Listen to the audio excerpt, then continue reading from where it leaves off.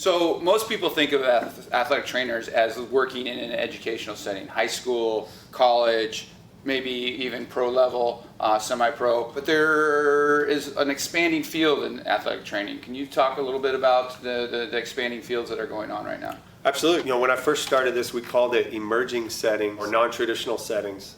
We just went to that meeting and we actually said we've emerged. We've gotten there. And so it's not really emerging anymore. It's just a setting now. And what I mean by that is that traditionally, like you said, the high school, college, and pro level where the traditional athletic trainers were there, or some people call trainers. It's one thing I want to correct is athletic trainer, not a dog trainer, SeaWorld trainer, whatever, but an athletic trainer. And it's in the title and it's a specific job title. But now that's emerged and expanded to all kinds of settings. You got corporate level and work-based industry, construction workers, things like that will hire athletic trainers on site, tape, brace, wrap, stretch, work with them so that they don't miss too much time. And they're on site there. Military, they're going through the boot camps at the Marine base and the Navy base with the SEALs. NASA is hiring athletic trainers with the astronauts. So where they can be on site and kind of work with through the minor and moderate injuries or just the maintenance, day-to-day kind of evaluations and treatments. And if it's bad enough, they have doctors and physical therapists they work with off-site, and then they would get workers' comp or whatever involved. Really cool opportunity too is Cirque du Soleil in Vegas and all these performing arts. So if you're into dancing and kind of those performing arts, SeaWorld, Disneyland, all the dancers, performers, parade people, they go into the back and work with athletic trainers. So from work-based and construction and corporate to performing arts and different things, all the way to the traditional setting, athletic trainers are really starting to emerge. It's really cool. And not to step on other people's toes, we want to work with other professionals in the healthcare field, physical therapists, doctors, athletic trainers, and stay in our lane, but also collaborate and work and take care of all these different populations the best way we can and use the different expertise and training that we may have to help those people stay healthy and active and not miss too much time from work. So it's a really cool opportunity, and we always push that with our students and our interns in the field that if you're into the traditional setting, awesome, come on in. We've been there for years. But if you're into those some other settings that is available to you, we have people there, we have networks, and we can kind of point you in the right direction, maybe even give you an internship and call somebody that you can get your hours and your work experience to see if that's something you want to get into, which is awesome. Is there a big discrepancy in pay, average salaries for educational versus corporate type positions for ATCs? Traditionally, I think there may be some variability, but traditionally, especially across the nation, we're really trying to fight for very similar pay for all athletic trainers because they do have that master's level now. They've all had that experience, that training. So we want to try and normalize. Now that being considered would be, cost of living, where you are, what state you are, and what rural or urban area you may be in. But typically these jobs will pay very similarly. Now a good resource would be the NATA, National Athletic Training Association website. And you can scroll through and kind of click on the salary projections for different job levels. I would say high school is probably not going to be the best pay. Really fun, really busy environment, and Friday night lights, football, and all these things. So it's awesome, but typically not always the best pay. But you get fundraising, you get boosters to contribute, and you can really make sure that you're getting what you need. Collegiate and pro, when you're entry level, fresh out of school, you're probably going to get pretty similar salaries.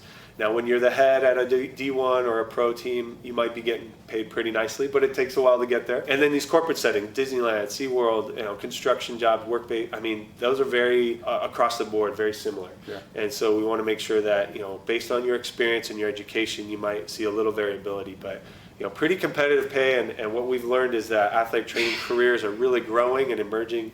And I think it's a really fast-growing field. I want to say 18 or 19% growth in the next couple years. And so a lot more, like I was saying, emerging settings. A lot of people are hiring athletic trainers, and so their jobs are opening up, and the pay is pretty competitive. What advice would you give to your younger self at the start of your career? Yeah, I would give myself the same advice I got. Just get in and get busy and get your hands on anything you can. As I was saying earlier, when you're an observation student, you're not really allowed to work or touch anybody yet because you're not certified yet. But volunteer, meet people, send emails, phone calls, come visit, get into an athletic training room, working with an athletic trainer so that you can get those hours that you need, the 100 plus hours that you need to apply. but also that experience. You can go over 100. You don't have to just stay at 100. Get more, volunteer and help. And then just, get a little taste of maybe some different settings, collegiate, pro, maybe work-based or a PT clinic. Keep looking for those opportunities that you can kind of work with somebody and get a taste of what a day in their life is.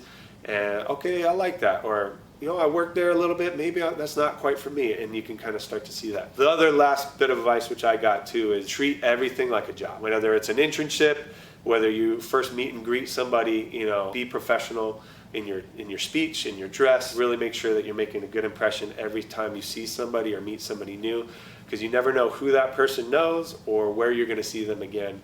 I think the athletic training field, like a lot of different fields, can feel small at times, even though there's thousands of athletic trainers all over the country and all over the world. But people know each other and cross paths all the time. So if you can kind of reference a few people and have that network, that makes a huge benefit for you in the future, even from the very beginning of your career. How has your occupation allowed you to have a work-life balance? That's huge, Todd. I think a lot of people are starting to see that, with mental health and physical, emotional health is huge and very, very important, and something we stress with our athletes and with our staff and everybody. And so when it comes to work-life balance, that's one thing that's kept me here at Mesa College. I'm thankful to have great supervisors, athletic directors, and other coaches and support system around that will not abuse our staff or our time, respect our personal time, respect our work time. But when we're here and the light's on and we're here, we're ready to work. And when the light's off and we're home, we're home. And so we try not to take work home too much. But the work-life balance is really important. And so when you talk about the pro setting, you're probably going to go 5, 6 a.m. all the way to 10 p.m., long days, a lot of travel in the planes and the bus trips. And if you're into that, and maybe you don't have a family and you're young in your career, maybe that's great for you, And those people still do have families. Athletic trainers, I know very well, work with the Chargers and the Padres. They have families and kids and grandkids even, some of them. And so they worked with them a long time. But, for me personally, I think the work-life balance is really important. I just had a daughter, she's almost 2, and where I could go home almost every night in a good amount of time to see her still before she goes to bed.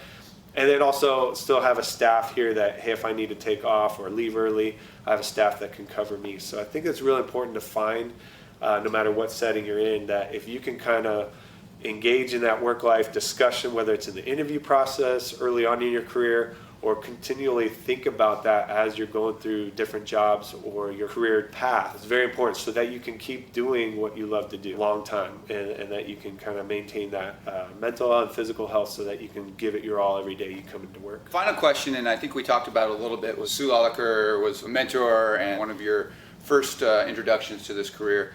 And she said that she gave you some pretty good advice, career advice. What would that career advice that maybe to final, if you're going into this is kind of something that I would definitely give you as advice? Yeah.